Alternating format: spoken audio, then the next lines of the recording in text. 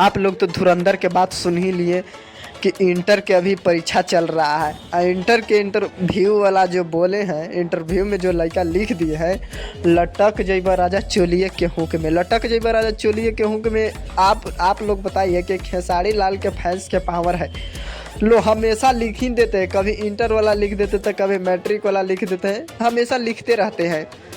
खेसारी लाल के फैंस के पावर है, लेकिन पावर निमन जगह नहीं लगाएंगे, वो इसने जगह लगाएंगे जहाँ हमारा कोई काम नहीं है। तो आप लोग बताइए कि सबके आजकल ध्यान है पास होने पर, कि मेरा मैट्रिक के परीक्षा आने वाला है, मेरा इंटर के परीक्षा चल रहा है, कैसे पास हो। लेकिन नहीं, धुरंधर लोग कुछ अलग तरीक़ा से कहते हैं कि लटक जइबा राजा चोलिए के हुक में, राजा के लटकावी था चोलिए के हुक में। और सब के ध्यान है मैट्रिक और इंटर के पास होने पर ध्यान है। तब बताइए कि जो लिखा है तो गलत लिखा है या सही लिखा है। वो लड़का से तो सही होगा, जो लिखा है वो गलती नहीं लिखा है, कैसू पास होना है ना। और देखा कि पिछले साल फर्स्ट आ गया था जो लिखा था पिछले गाना में, पता नहीं कौन सा गाना था, लेकिन फर्स्ट आ गया था। लेकिन नहीं सुधरेंगे नहीं, इमें ये लिख दिए।